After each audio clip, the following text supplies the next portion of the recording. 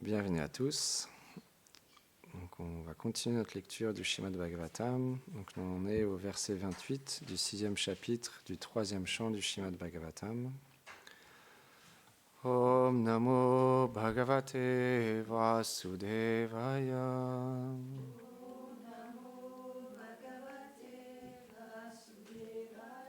Om Namo Bhagavate Vasudevaya.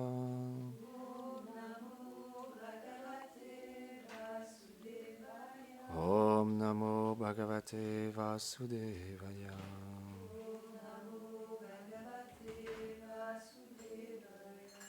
Adya Adyantikena Sadvena Divam Deva Prapedire Dharam Raja Svabhavena Panayoye Chatanhanu. Traduction. Grâce au mérite acquis à travers le mode de la vertu, les demi-dieux obtinrent leur demeure dans les mondes édéniques. Quant aux êtres humains et aux autres créatures comme les vaches qui sont utiles pour l'accomplissement des sacrifices, ils habitèrent la terre à cause de l'influence du mode de la passion. On va lire aussi le verset 29 et 30. Le verset 29. À cause de leur tempérament issu de modes de l'ignorance, les fantômes, les esprits, etc., qui sont des serviteurs de Rudra, résidèrent entre la terre et les planètes édéniques qui représentent le nombril du Virat Rupa, la forme universelle du Seigneur suprême. Commentaire. Différents êtres peuplent l'univers en fonction des modes matériels qui les influencent. Ils ont des corps grossiers et des consciences de nature différentes. Verset 30. De la bouche de Virat Rupa, la forme universelle du Seigneur, les Védas prirent leurs origines ainsi que les brahmanas, les prêtres, les précepteurs et les maîtres de tous les membres de la société. Commentaire. Dans ce verset commence la description des varnas, des 4 divisions sociales de la société.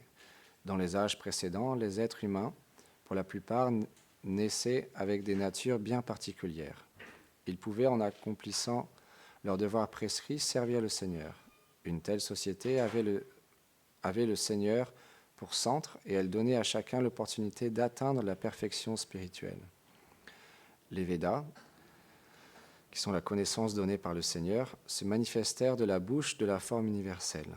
Les brahmanas apparurent également de cette bouche, puisqu'ils sont rattachés à la sagesse védique, ils sont naturellement de précepteurs et les maîtres spirituels des autres varnas. Aujourd'hui, la conception des varnas, des 4 classes sociales, est devenue erronée à cause de l'influence de l'âge de Kali. Elle a dégénéré dans un phénomène de système de castes héréditaire et non sur la tendance naturelle de l'individu.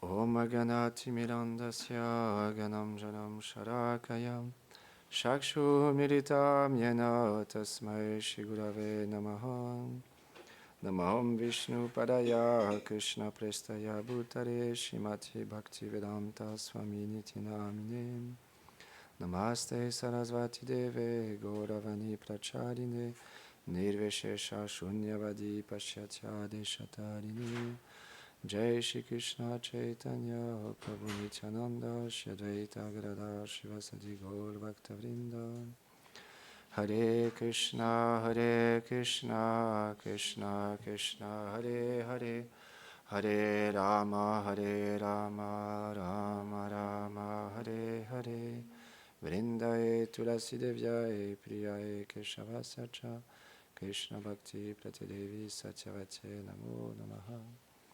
Vanchakarpatarubhyacha Kripasindubhyahevacha Patitanam Pavanebhyo Vaishnavebhyo Namo Namaha. Avant de commencer à parler, j'implore les bénédictions de mon maître spirituel, Srila Prabhupada, toute une fondation spirituelle, toutes les dévotes et les dévots ici assemblés pour glorifier le Seigneur suprême Shri Krishna. Donc c'est intéressant pour nous de comprendre ces varnas et de comprendre aussi que dans l'âge dans lequel on vit, comme Gurudev il explique, dû à l'influence de cet âge, toutes ces tendances sont erronées et malheureusement mal interprétées, où on a pu voir en Inde ce système de caste apparaître.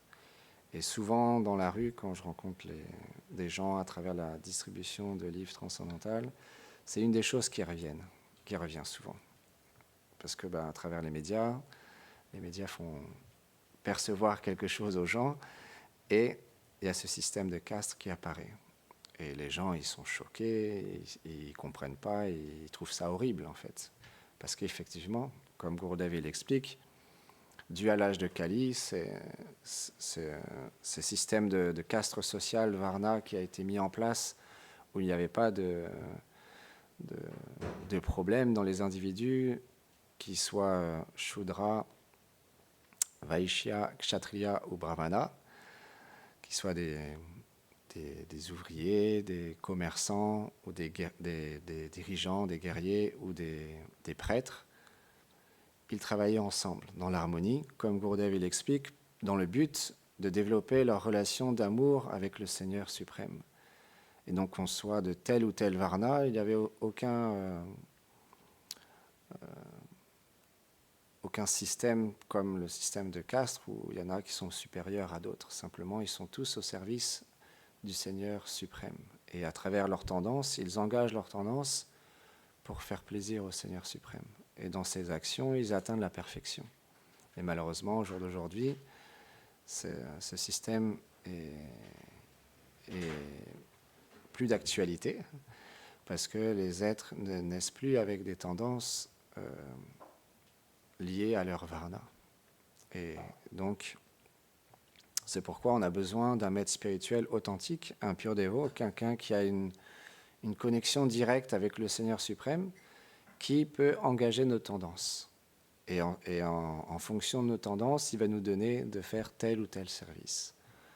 Et à travers ce service qu'on offre aux maîtres spirituels et à toute l'affiliation spirituelle, on atteint la perfection. Et naturellement, plus on met de l'intention et de la conscience et des sentiments dans les services qu'on fait, et plus on réalise ce lien d'amour que l'on a avec le Seigneur suprême. Un jour, par exemple, il y a un maître spirituel qui était dans son ashram avec ses disciples, et il avait un disciple qui était assez simple, mais il avait une grande foi dans son maître spirituel, très grande foi. Son maître spirituel lui a donné comme instruction, il a dit, maintenant, tous les jours, tu vas faire paître les vaches dans les alentours. Et le disciple, il a pris le service de son maître spirituel à cœur. Tous les jours, sans faute, il allait avec les vaches à différents endroits pour qu'elles puissent manger. Et il s'occupait d'eux, etc. Et il avait tellement aussi une nature simple qu'il y a des jeunes garçons... non, d'abord, il y a des villageois qui lui ont dit « Ah, tu sais, tu es très fortuné dans cet endroit, il y a Krishna et Balaram et leurs amis qui viennent jouer. » Et donc, il était vraiment... il avait entendu ça, donc du coup, il était vraiment très avide de rencontrer Krishna et Balaram. Bien sûr, les villageois, il leur avait dit ça un petit peu pour se moquer de lui, ou juste lui expliquer, mais que c'était dans les temps anciens, mais... Ils ne sont plus là physiquement actuellement, mais lui, il avait pris cette instruction, ces paroles à cœur, et donc il pleurait, et il criait, et il chantait, et il implorait de voir Krishna et Balaram. Et un jour, il y a des enfants, des jeunes garçons qui sont venus le voir, et ils lui ont dit « Mais qu'est-ce que tu fais, Baba? Qu'est-ce que tu es en train de faire ?» Et il leur a expliqué « Je prie, je médite pour voir Krishna et Balaram dans cette forêt. On m'a dit qu'ils étaient là et j'aimerais les voir, les rencontrer. » Et les petits garçons ont dit « Oh, laisse tomber. Oui, il y a plein de sages, de yogis qui viennent méditer ici, mais ils n'arrivent jamais à leur fin. Viens plutôt jouer avec nous. » Et il était fasciné par la beauté de ces jeunes garçons.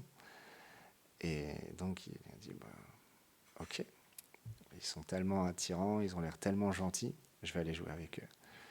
Et tous les jours, ils faisaient des jeux, ils jouaient ensemble, tout ça. Et le soir, ils rentraient dans l'ashram de son maître spirituel. Et son maître spirituel, quand il le voyait, quand il l'a vu revenir, la première fois, il a senti qu'il y avait quelque chose de différent. Et il n'a rien dit. Puis tous les jours, il revenait comme ça, vraiment très effulgent, très heureux. Et à un moment donné, il lui a dit, mais qu'est-ce qui se passe? Il y a quelque chose qui a changé, tout ça. Est-ce que tu as rencontré des personnes ou qu'est-ce qui se passe? Je vois qu'il y a un changement. Et le disciple a dit, oui, bien, en fait, tu m'as donné l'instruction d'aller garder les vaches dans la forêt, tout ça. Et il y a des villageois, ils m'ont dit qu'il y avait Krishna et Balaram, mais moi j'ai commencé à méditer, à chanter pour pouvoir les voir, mais ça ne marchait pas. Et puis il y a des jeunes garçons, ils sont venus, ils m'ont demandé de venir jouer avec eux, donc moi je joue avec eux tous les jours. Ils sont tellement gentils, ils sont tellement beaux, ils ont tellement de qualités, ils sont vraiment merveilleux. Et là, le gourou, il était étonné, et il a dit, ah, et à quoi il ressemble? Et là, il lui a dit, il a une forme courbée à 3 endroits, il a une flûte, et puis là, il a dit, oh, mais demande-lui de venir, j'aimerais les rencontrer. Et le lendemain, donc du coup, il est allé voir ses amis, et il commençait à jouer, tout ça, et puis à un moment donné, le disciple, il a dit, oh, mon maître spirituel, il aimerait vous rencontrer. Et là, en fait, c'était Krishna qui avait pris l'apparence d'un pâtre. Alors, je me suis un peu mélangé. Il n'a pas décrit la forme du garçon, il lui a juste dit qu'il était vraiment très beau et vraiment merveilleux. Et c'est le maître spirituel, il a senti que ça devait être Krishna, et donc il a demandé de l'inviter à venir. Et donc le disciple a demandé à Krishna, sous l'apparence de ce jeune garçon, de venir honorer la demande de son maître spirituel. Et Krishna, il était un peu gêné parce qu'en fait, le disciple, il avait plus de qualifications que le maître spirituel. Donc il lui a dit, en fait, ça ne va pas être possible. Et là, le disciple, il a commencé à se mettre en colère. Il a dit, comment ça? Ça ne va pas être possible. Si c'est comme ça, moi, je ne joue plus avec vous. Et il a commencé à partir. Et c'est ça qui est intéressant, c'est que, comme Gurudev le dit souvent, Krishna, il est capturé par l'amour de ses dévots. Les dévots du Seigneur qui sont purs, ils ont pris le cœur de Krishna. Et Krishna, qu'est-ce qu'il a fait? Il a commencé à courir vers son dévot, vers son ami. Et il l'a attrapé. Il a dit, non, en fait, je m'excuse. En fait, c'est Balaram qui ne peut pas venir, mais oui, moi, je vais pouvoir venir, il n'y a pas de souci, t'inquiète pas. Parce qu'il boudait Krishna, il ne voulait plus jouer avec lui. Et Krishna, il ne peut pas être séparé de ses dévots, parce qu'il a tellement d'amour pour ses dévots. Et donc là, le disciple était tellement content. Donc tous ensemble, ils sont retournés à l'ashram du maître spirituel. Et là, le gourou, il a compris que son disciple n'était vraiment pas un disciple ordinaire, parce qu'il avait directement eu l'association de Krishna et de ses associés. Et Gurudev, il aime bien ce divertissement. Il explique à quel point, parfois, il y a même des disciples qui peuvent être plus avancés que leur propre maître spirituel. Parce que tout est possible. Dans le service de dévotion, il n'y a pas de règles strictes, il n'y a pas de... C'est pas dans des boîtes, tout n'est pas carré tout le temps. Il y a des exceptions, il y a des choses mystiques qui se passent, et il y a des êtres extraordinaires qui viennent dans ce monde pour accomplir des divertissements, et aussi pour que le Seigneur lui-même, quand on dit le Seigneur, c'est Radha et Krishna, révèle leur divertissement à travers leurs associés. Et c'est pour ça qu'ils écrivent des livres. Et donc, à travers le service et l'amour qu'il avait pour son maître spirituel, parce que quand Krishna a refusé d'aller rencontrer son maître spirituel, le disciple, il n'était pas content. Parce que pour lui, il avait tout reçu, il recevait tout grâce à son maître spirituel. Donc il avait un abandon et un amour inconcevable pour son gourou. Même si le divertissement le montre, son gourou était moins qualifié que lui-même. Mais quand même, il avait un amour très profond pour son maître spirituel. Et donc, on voit l'importance donc, de servir à travers une filiation spirituelle authentique et à travers un pur dévot.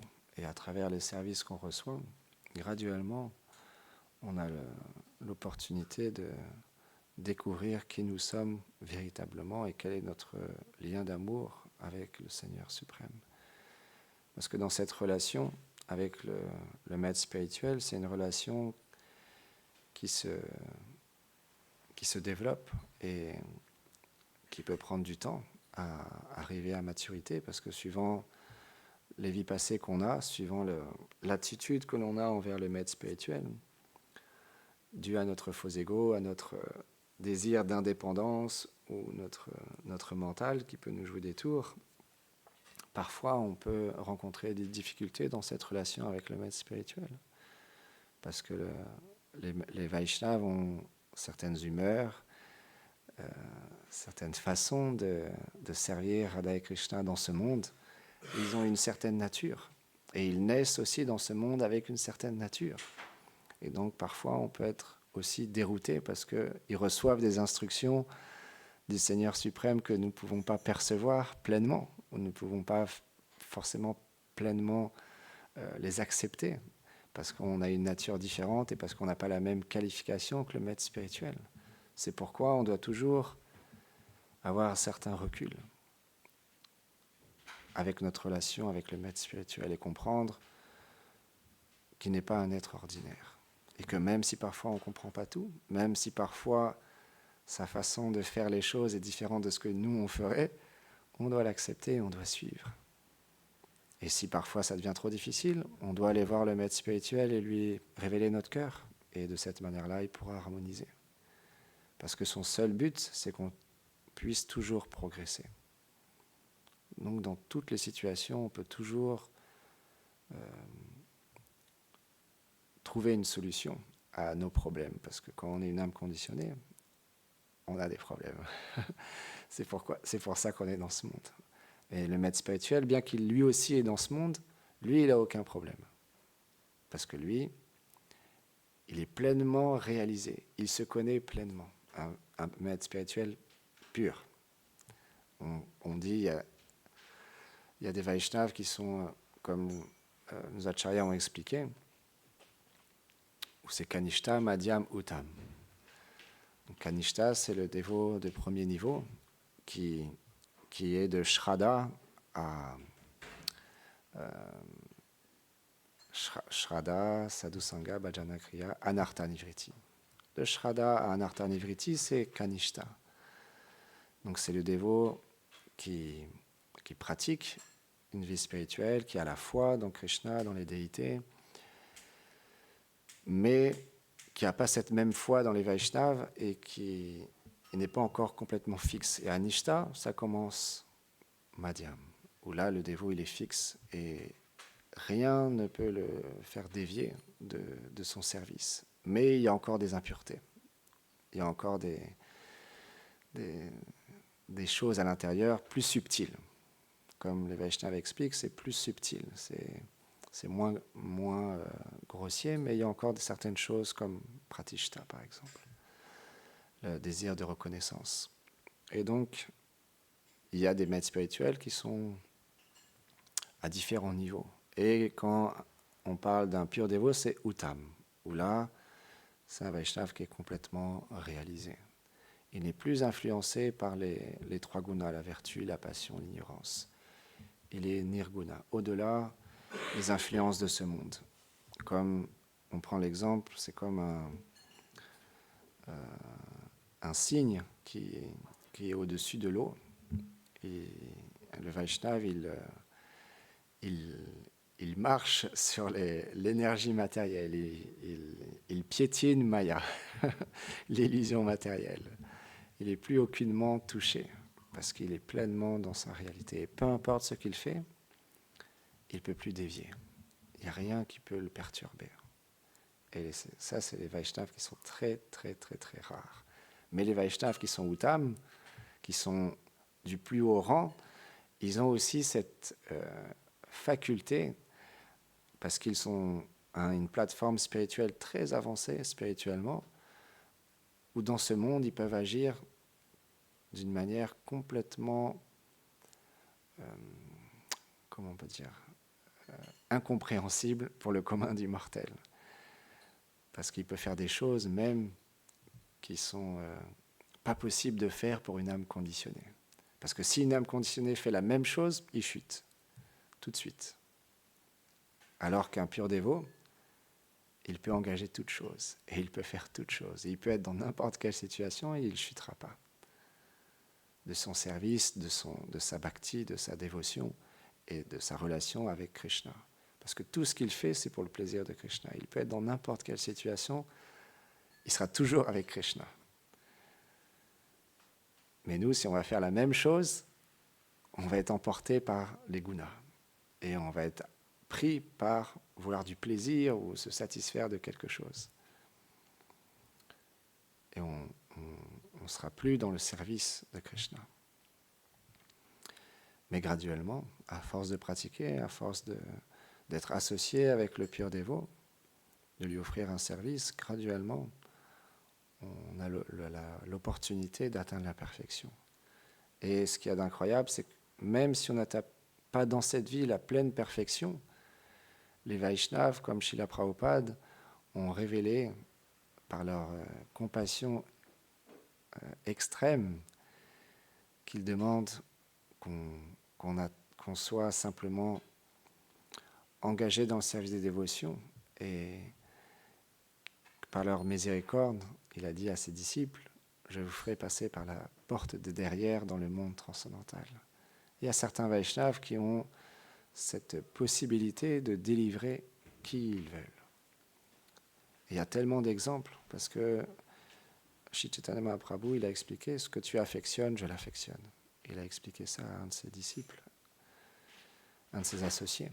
Parce que quand un Vaishnava nous affectionne, alors on peut être sûr que Krishna nous affectionne, même si on n'est pas encore parfait. C'est pourquoi la chose la plus importante, c'est le refuge du maître spirituel qualifié.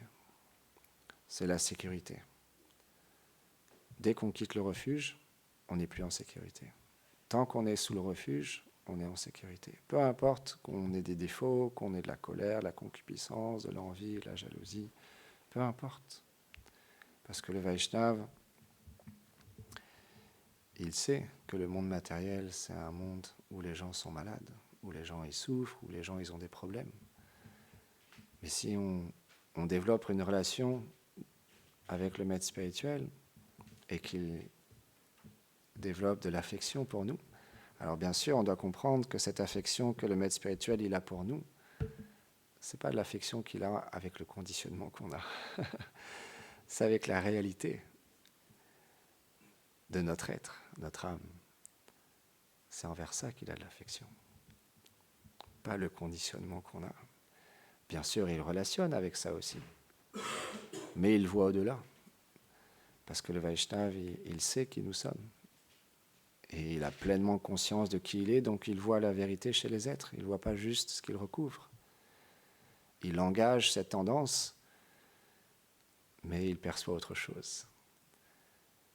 Mais c'est très difficile pour nous à comprendre, parce que aussi longtemps qu'on n'a pas accès à cette demeure transcendantale que le Vaishnava vit au quotidien, dans sa méditation, dans son chant, c'est comme encore inaccessible, et on a encore du mal à percevoir cette réalité, parce que ça prend du temps. Ça fait des millions et des millions de vies qu'on a accumulé des fausses personnalités. Comme me dit Govinda Maharaj, on a mis des casquettes, on met des lunettes rouges, bleues, verts, fluo, roses, jaunes, on met plein de lunettes différentes. Où un jour on est un pharmacien, l'autre vie on est un chef d'entreprise, l'autre vie on est un SDF, un autre vie on est un cuisinier, une vache, un chien, un crapaud, peu importe. On est passé à travers d'innombrables vies et on a porté différentes lunettes. Et dans toutes ces ces formes de vie, on a eu différents conditionnements. Et dans cette vie même, ce qui est vraiment très important de toujours garder à l'esprit, c'est que quand on obtient une forme de vie humaine, c'est très rare. Et quand on obtient une forme de vie humaine dans une religion, dans une voie spirituelle, c'est très rare. Et quand on obtient une forme de vie humaine dans un temple hindou Vaishnav, Gaudiya Vaishnav, qui enseigne la pure dévotion, c'est extrêmement, extrêmement, extrêmement rare. Donc si parfois notre mental, il vient nous chercher et nous dire « regarde, oui, c'est vrai, on est dans un temple, mais bon, regarde lui ce qu'il fait, regarde elle, ce qu'elle fait, comment elle me parle, comment elle ose me parler. Moi, qui suis tellement merveilleux, qui ai tellement de qualités, les dévots sont méchants avec moi, ou je suis fatigué, il y a trop de services, ou j'ai envie de faire la grasse mat et il faut que je vienne au Galarti, tout ça. » On doit se souvenir que c'est très, très, très, très rare de pouvoir habiter dans un temple, être associé avec les Vaishnavas, servir la déité, faire du service, chanter les saints noms. Tout ce qu'on fait, en fait, c'est extrêmement rare. On en perd souvent la conscience, mais c'est extrêmement rare.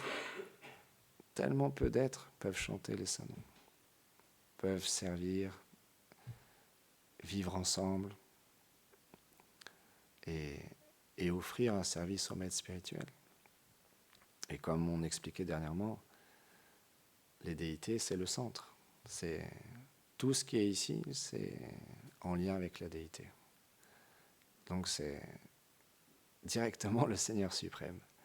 Qu'on en ait conscience ou pas, ça ne change pas, comme expliquait Rasalila hier, la forme de la déité, c'est Krishna qui vient sous cette forme.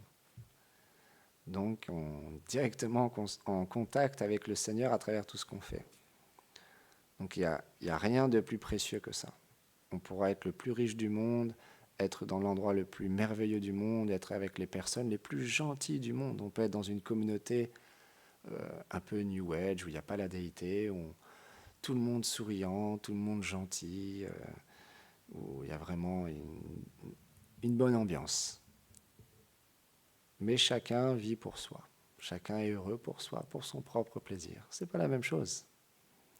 Alors qu'on peut être dans un temple où il peut y avoir des conflits, il peut y avoir des choses difficiles, et ça peut être parfois austère. Mais il n'y a rien de plus précieux que ça. Simplement, on doit se disposer à se connecter à notre âme, comme on expliquait il y a quelques jours. Tant qu'on ne se connecte pas profondément à notre âme, à un moment donné, on aura une insatisfaction, à un moment donné, on sera frustré, ou à un moment donné, on aura envie de partir ou de changer d'air. Parce que telle chose ne va plus exactement comme on le souhaite. Parce qu'on est trop centré sur nous. L'âme, ça veut dire on est centré sur le plaisir de Radha et Krishna. C'est ça l'âme, c'est être centré sur le plaisir de Radha et Krishna. Et comment être centré sur le plaisir de Radha et Krishna ? À travers le maître spirituel. Donc vivre ensemble, vivre dans une communauté ou à l'extérieur du temple, c'est vivre pour le maître spirituel, vivre pour nos acharyas. Parce que Radha et Krishna, tant qu'on est encore conditionné, c'est loin, c'est très loin.